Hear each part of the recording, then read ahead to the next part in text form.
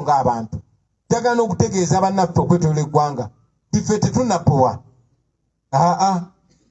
Era ne bwe tunajja nga tuwenyegera tujja kubatuukako, era mu bbanga eritali lwawala tugenda kuddamu activity zaffe eziri mu mateeka, kuba tewali kye tukola kimenya mateeka.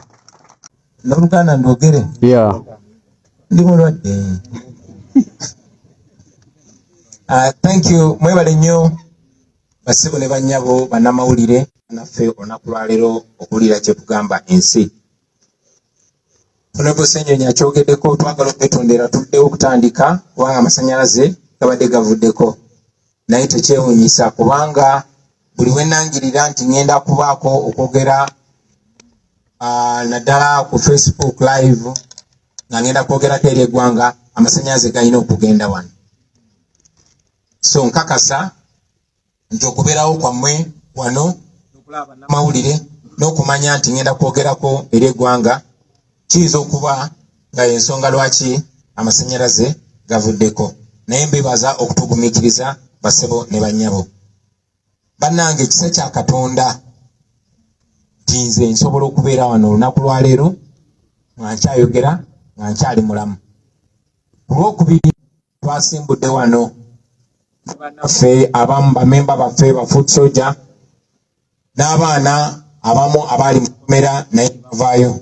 Twasimbudde wano nga tugenda okukyalirako mukwano gwaffe looya waffe Counsel George Musisi awo ebulindo giringa mayiro 4 okuva wano, era twayise eno munda mu bukobo bwaffe ne tutuuka ewa Counsel Musisi.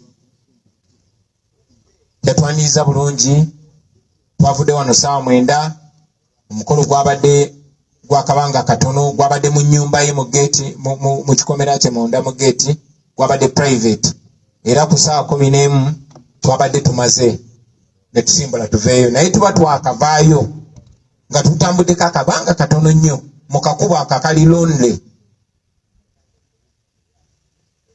akakubo akeesudde amakubo amalala. Twagenza okusanga nga poliisi yagadde dda eri gye tulaga mu maaso, naye nga tebakomyeko, nga badduka bajja eno gye tuli nga bwe batusimbirira tyagaasi n'amasasi nga gavuga nga bagakuba mu bbanga. Kwe kulaba nga bakuba abadduse empola be batasobodde kudduka mangu nga babakuba abagudde wansi n'ensembera. Naye kubanga driver wange amanyi eneeyisa y'abo abaami, olwasembedde bwe tuti n'ayambusa endabirwamu z'emmotoka, naye ruufu y'emmotoka yabadde sinzigale.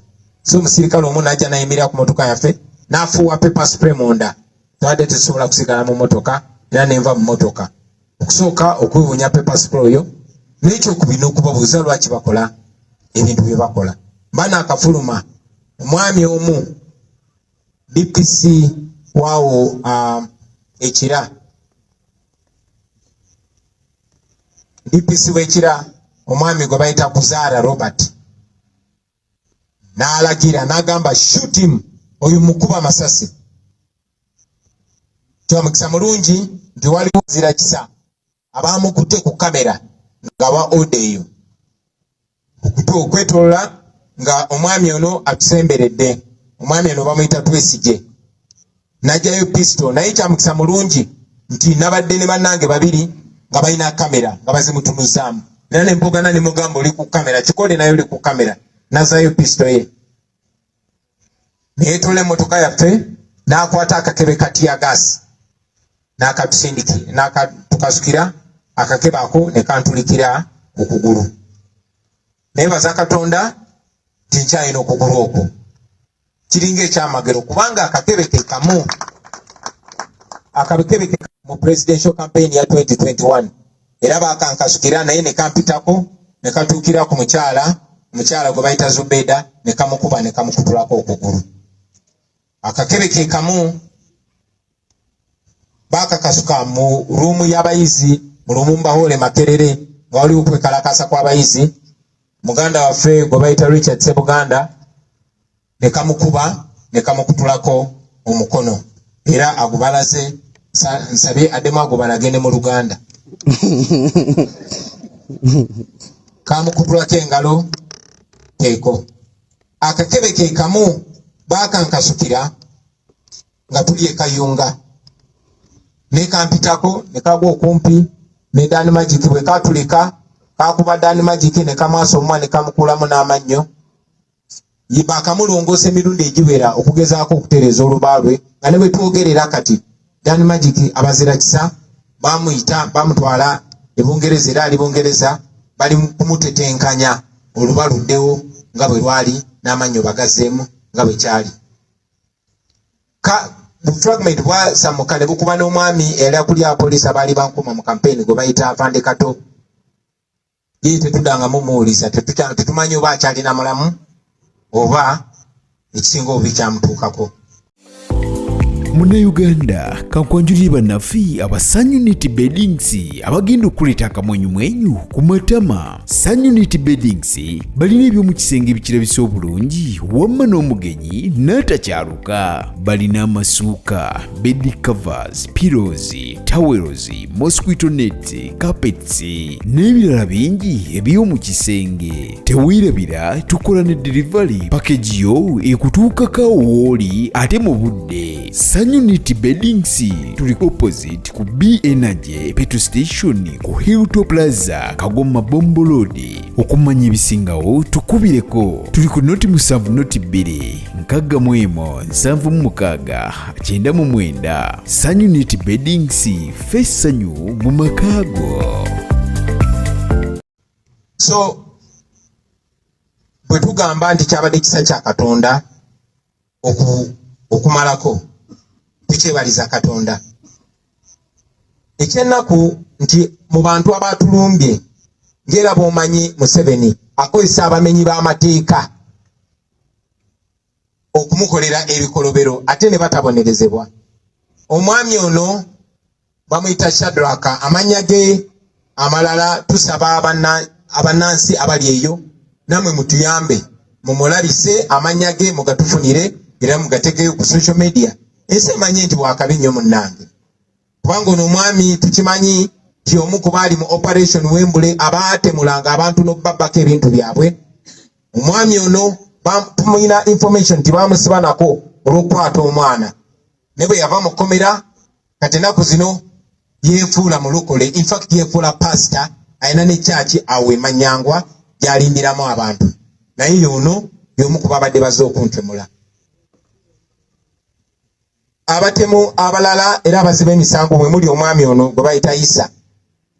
Omwami ono Isa tetumanyi linnya lye ddala, tetunafuna na ebifaananyi lwabifunye ku Lwakubiri kuba naye yabadde ku operation eyo ey'okutulumba ku Lwokubiri. Omwami ono gwe bayita Isa, abantu bangi abasibiddwa ku CMI bavuddeyo ne batugamba nti omwami ono abakolako ebikolwa eby'ensonyi, abakyala n'abaami. Omwami ono asiyaga abaana abalenzi nga babatutte ku CMI. Omwami ono akwata abakazi nga babasibidde ku CMI. Naye nga bwe mbagambye nti Museveni ayagala nnyo okozesa abaziba emisango okumukolera ebikolobero bye ng'era bwe bakolanga mu Buyeekera. Kyanaku nti basiru nnyo tebamanya nti oluvannyuma lwa byonna abajja bayisanga bwe naye yabakozesa ebikolobero bye lwabeera abeetaaze. Kale nno basebo ne bannyabo ebyo byabadde bwe bityo. Kyanaku nnyo nti omwogezi wa poliisi bwe yavuddeyo yagambye nti naseeredde buseerezi n'engwa. Ye statement ya poliisi eyasoose. Naye neebaza bannansi kubanga tumaze ebbanga nga tubasaba nti bannange mukozese kamera zammwe ng'ekyokulwanyisa. Era tuweebaza kuba ebintu ebisinga si ffe twabikutte kuba balaba buli alina kamera bamulumba, naye bannange be bakutte ebintu ebisinga bimulaba ku social media. Tuweebaza yonna gye muli era tubasaba temulekerawo basebo ne bannyabo. Twongera okubakubira omulanga mukwate buli bikolobero ebiba bigenda maaso mubiwanikeyo ku social media. Twandibadde tetulina bwe tunyonyola nsi nti tetwabadde na musango. Twabadde tetulina bwe tunyonyola nsi tetwabadde tetukola bikyamu kubanga poliisi yavuddeyo negamba twabadde tukola procession, twabadde tukola omuggundu, twabadde n'abantu bangi naye nga gye baatuteeze gye baatulumbye tewaabadde na bantu era nga tukakasa nti baatulumbye tukolako obulabe ewatali bantu. Omwami oyo Lusoke omwogezi wa poliisi yaggyeyo ebifaananyi ebimu ebya poliisi kamera ezabadde zikwata mu kitundu ekirala naye poliisi kamera ezo ne gye twabadde tuva zabadde zitunuddeyo era safutte gyo bamuyina ebifaananyi ebyo babiina naye tebasobola bitulaga kubanga ebifaananyi ebyo nabyo bibalumika. Kwegamba Omwami Lusoke kati avuganya n'enanga ani asinga munne okulimba. Bo balinga abatendekebwa okulimba. Bakola statement amazima begavaayo ne bagijjayo ne bagikyusa ate ne bakola endala. So njagala nnyo okwebaza abo abakozesa kamera zaabwe. Vidiyo ezo zikyayongera okuvaayo. Mbasaba buli alina vidiyo gye yakapitalinze oba n'abeera ne vidiyo yonna nga abalina okuba abakomi b'eddembe ate nga bamalako abantu eddembe, tusaba vidiyo eyo mugiteekeyo ensi yonna egirabe. Maze obbasaba era nyongera obbasaba mugende mu maaso nga mukozesa kamera zammwe kubanga mujjukira baganda bange olunaku lwe batta munnaffe Rita Nabukenya bamuttira mu maaso ga kamera za poliisi ne mujjukira enanga yavaayo n'agamba bwe battidde Rita kamera zabadde tezikola bulungi. Gwe omuzadde eyitaze essomero erigenda okubangulira omwana wo nga muyeeya mukozi ate ayite ne first grade katukwanjulire Shehan Standard Day and Boarding Primary School abagenda okuteeka ebyensoma by'omwana wo ku mutendera ogusingira ddala. Empisa, eddiini, ebyemizannyo n'obuyiiya bwonna tubikulembereza ddala ng'ate ebyokulya n'ebyensula bya mulembe ddala. Tulina n'entambula eri abayizi abaviira ewala. Gwe ate omuzadde eyandiyagadde omwana wo okuyita ne first grade totunula obulala wonna okwewandiisa kugendera ddala maaso okuva ku nassale paka ku kibiina ekyomusanvu. Day ne boarding ng'ate n'ebisale birungi ate bisobokera ddala. Jjukira nti requirements zonna omwana wo azisanga ku ssomero. Tusangibwa Lubaga mu Bulwa Zone okuliraana 24/7 Motel. Gwe ayagala okumanya ebisingawo tukubire ku nooti 773 73 359 ne noti 757 noti 6 26 96. Shehan Standard Primary School. We invest in education. Mujjukira enkola oluvannyuma lw'okutemula Ziggy Wine. Yali enkola oluvannyuma lw'okutemula Dan Kyeyune. Frank Senteza bwe baamutemula era yali enkola bagamba nti tebafunye ebifaananyi ebyo. Era obujulizi obutono nnyo bwava ku kamera ez'abantu baffe abali eyo bannayuganda. So tubasaba temulekerawo kukozesa kamera ezo basebo ne bannyabo. Ng'ovudde ku ekyo njagala okukyogerako ne kino nti amaaso agasinga ne siira batera oditeeka ku nze ng'omuntu ne bannange sinze nalumiziddwa nzekka. Bannaffe bangi be twabadde nabo bakyanyiga biwundu. Abalala bannaffe bakyali mu kkomera. Abantu nga Lukenge Sharifu, abantu nga Sentongo Emma, abantu nga Kato Paulo bakyasiriddwa awo ku poliisi y'ekira awatali musango. Mulova mu bumenyi bw'amateeka kuba essaawa 48 zaweddeko dda oba zaagwako dda omuntu talina okubeera mu kkomera nga tebanamutwala ku poliisi. Naye bano bamenya amateeka kubanga bamanyi mu kifo ky'okubonerezebwa olw'obumenyi bw'amateeka ate bajja kukuzibwa bukuzibwa. Kiringa ekiraga nti omuntu kati bw'aba ayagala okukuzibwa alina kukola bikolobero kwabo abavuganya mu M7. Basemu ne bannyabo ensonga z'olunaku olwokubiri oba obulumbaganyi bw'olunaku olwokubiri munzikirize nyongere mbukube mu ttooki. Omwezi kati guweze bukyanga bawamba akulira ebyokwerimba nda byaffe gwe bayita Akireewo Kivumbi. Bajja ne bamuwamba okuva ewuwe ne bamutwala ne bamutulugunya mu CMI ne bamala ne bakomawo waka ne bagamba basanzeewo ennyota z'amagye ne bamutwala mu kkooti y'amagye newankubadde si w'amagye. Kaakati olunaku lwaleero ali luzira. Kanso George Musi ye looya wa Kireewo era ye looya w'abasifuuti sojja bano bangi nnyo. Nga bwe mmanyi nti balooya bangi batya oba batibanguyira kugenda kwolereza bannaffe mu kkooti y'amagye. So olw'okukola ekyo twalowooza ekirungi okusiima kanso musisi bweri nono yaffe netufuna ettooke n'enkoko ne tumukyalira newankubadde bye twasanze bye twalidde ate byabadde binene bingi okusinga bye twatutte ne tumala bulungi ne tukomawo. So abaana abo bagenda ewa Museveni bagenda ewa Musisi okumwebaza olw'okubawolereza n'olw'okuyimirirawo ku lwabwe. Abaana bangi nnyo abafuuka ba political prisoners abawolerezebwa balooya bafe abo nga mwe muli Machete Yasin, mwe muli Olivier Rutaya, mwe muli Sharif Kalanzi, mwe muli Bobby Yanga n'abalala.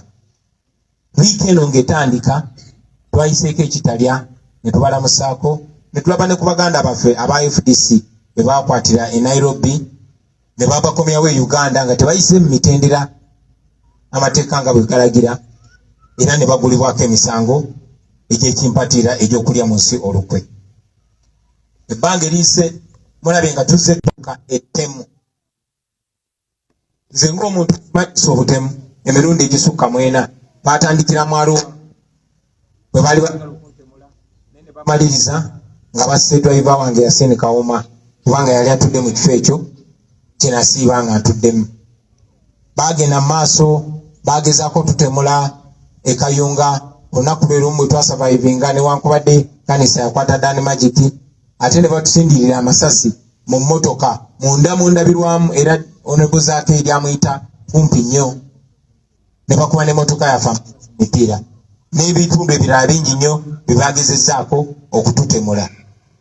So bwe tugamba nti ekigendererwa bulamu bwaffe tetubeera bakyamu kyova olaba tukyogerako ensi emanye bwe baba nga basobodde okituukiriza kyendowooza nti kijja kuba kyangu kubanga omutonzi waffe yasalawo naye era twagala ensi yonna emanye nti bano abatemu balubirira bulamu bwaffe era baagala tutemula. Ekyo twagala kigende ku record so that ne baba bakikoze ensi yonna emanya nammwe bannayuganda mumanya era mumanyi engeri y'okuba respondingira. Bafubye nnyo okutukyokooza oba okutusoomooza tulwanagane nabo basobole okufuna engeri gye batukolako bulumbaganyi ate babonenye ku ffe. So mukoweero njagala nnyo okwebaza bannaffe ba foot soldiers mwebale nnyo mwebalire ddala okukuuma omutindo gw'empisa ogwa waggulu ennyo kubanga empisa zaffe ze tulina discipline gye mulina yekyayimiridde makati waffe nabo. Discipline gye mulaga yekyabalemesezza kubanga ng'oggyeko okuswala weewaawe tumanyi tebaswala naye tusigala tuli ku kituufu mu maaso g'ensi yonna. So mbasaba mugende mu maaso tetubawa chance kufuna nsonga etukolako butemu obwo. Ensonga gye baawa ey'okutemula Yasin Kawuma baagamba nti abantu ffenna abasukka 30 twakwata ejjinja limu ne tulikasukira emmotoka ya Museveni ya bulletproof endabirwamu. Era ne bajja ne bagamba baasanga emmundu mu hoteri yange n'ebirala ebifaanana bwe bityo. So olunaku lwaleero era bagezaako okukozesa narrative y'emu, bagezaako okukozesa ebirimbo bye bimu naye era mmanyi nti enkola okubaswaza. Nakyogeddeko nti abazzi b'emisango Museveni basinga okukozesa erujja kwesanga nga n'abali mu poliisi bonna ba criminal ba Frank Mwesigwa abo bamenyi b'amateeka bano bembalaze wano bamenyi b'amateeka naye bakozesa ne bano bayisa abakwasi b'abakazi abasiyazi b'abantu bakozesa ne bano bashadraka atera ku makyana agamba nti musumba ate ng'ebikolobero byakola ensi yonna ebiraba. So njagala okubazaamu amaanyi bassebo ne bannyabo mbasaba temuggwamu maanyi. Ffe kye twagala okusinga okukola kwe kulabisa era tugenda maaso n'okikola. Mbagambye ono omwami Kuzaala Robert DPC w'ekira yeyawadde oda eyo nti oyo omwami yabadde aggyeyo emundu nawonedde watono lwa kamera naye neyeetooloola n'akwata akakebe ka tyagaasi kakanisa n'akakasuka ne kangutulikira kugulu kyekintadde mu mbeera eno. Ono bamuyita Twesigye Kaino Elias n'abalala mbabalaze abamenyi b'amateeka. So basebo ne banyabo tekiri mu kubuusabuusa nti Mwami Museveni yalagira obumenyi bw'amateeka obuzibu emisango buno bugende mu maaso. Teekateeka ey'okubakuba mu mbuga z'amateeka ezo ey'okubavunaana abantu abaatemula Yasin Kawuma n'abo abantulugunya mu Arua, naye Museveni yavaayo n'agamba Bobi Wine bamukubye bulungi nnyo.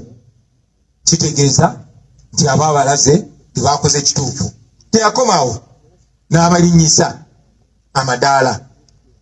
Ennaku bbiri esiise Frank Mwesigwa eyakulembera okutulumbagana eruuka ekyaviirako Novemba Masaka bwe baatemulira abantu abasooka 150 bamukuzizza ne bamufuula Assistant Inspector General of Police. Yakulira operation za police Uganda yonna oluvannyuma lw'okukola ekikolobero ekyo. Mujjukira omwami gwe bayita Abaine eyakuba munnamawulire munnammwe projectile ku mutwe ne maaso omutwe Ashraf Kasirye, nakati akyapooca n'ebiwundu ebyo era yatwalibwa mu Amerika okufuna obujjanjabi obusingaawo. Naye lwakola ekikolobero ekyo kati Museveni yamukuzizza n'amufuula commissioner wa poliisi n'abalala bangi nnyo bw'atyo bw'akola. So tewaliyo ssuubi etulina nti abantu abo abatukozeeko obulumbaganyi abakoze ebikolobero naye tuli sure tebagenda bakoza, bagenda bawa ekirabo, bagenda bawa empeera kubanga Museveni kyayagala okukola. Njagala okuva waggulu nga neebaza abantu mwenna abatutuukiridde mu buntu n'abatuweereza obubaka obutusaasira, bakulembeze bannaffe mu bibiina eby'enjawulo, abakulembeze ab'ennono, abakulembeze ab'amadiini, obubaka obw'okutusaasira bukyajja bungi. Twagala nnyo okubebaza. Mwebale nnyo, mwebale ddala okuyimirira naffe mu kiseera kino eky'okunyigirizibwa. Mwe abasitudde amaloboozi gammwe tetusobola beebaza kimala. Bannaffe abali ebweru w'amawanga, chapter zaffe ez'omu diaspora, ab'e Canada, ab'omu America, ab'e South Africa, ab'e Kenya n'abaawano abaavuddeyo ne mukuba enkuŋŋaana z'abannamawulire ne muvumirira ettemu erya obulumbaganyi tukoleddwako, nammwe abaavuddeyo ne mwekalakaasa mu ddembe, twagala obeebaza abasebo ne bannyabo. Ekyo tetugenda kyerabira. Njagala n'okusaba weewaawo ndi mukwogera mu Luganda naye bajja bavvuunulira amawanga ago ganagwadda agakolagana ne Uganda gakolagana ne Museveni. Tukibagambye mu Luzungu era tujja kibagamba ne mu Luganda nti bannange mulekeraawo okuteeka ssente mu kubonaabona kwaffe. Muyinza okuba temumanyi nti mwe musponsa naye ssente ze mumuwa azikozesa kumenya amateeka g'ensi yonna, international law. Azikozesa kutulugunya bantu na kukozesa ebyokulwanyisa nga n'ebimu byawerebwa mu nsi yonna naye nga bikozesa ku bannansi abatalina musango. Ku ludda lwaffe mbategeezezza nti tugenda kukuba abo abasirikale mu mbuga z'amateeka, buli omu ng'omuntu, kubanga etteeka ly'eddembe ly'obuntu liragira nti oyo aba alinyiridde eddembe ly'omuntu ayina okuwawaabirwa ye ng'omuntu. So tulina enteekateeka ebakuba mu mbuga z'amateeka. Njagala okuva waggulu nga nsaba bannayuganda mwenna okubeera n'obuvumu. Mubeere bavumu, mubanje ekyo kye musaanidde. Kyonna ekinaaba kintuuseeko oba ekinaaba kitutuuseeko temulekerangaawo. Kyonna ekinaaba kitutuuseeko njagala kibanyiize bunyiiza. Mugende mu maaso n'esitwago paka nga Uganda efunye eddembe lyayo. Mwebale nnyo basebo ne bannyabo kutuwuliriza ku lwa Katonda n'ensi yange.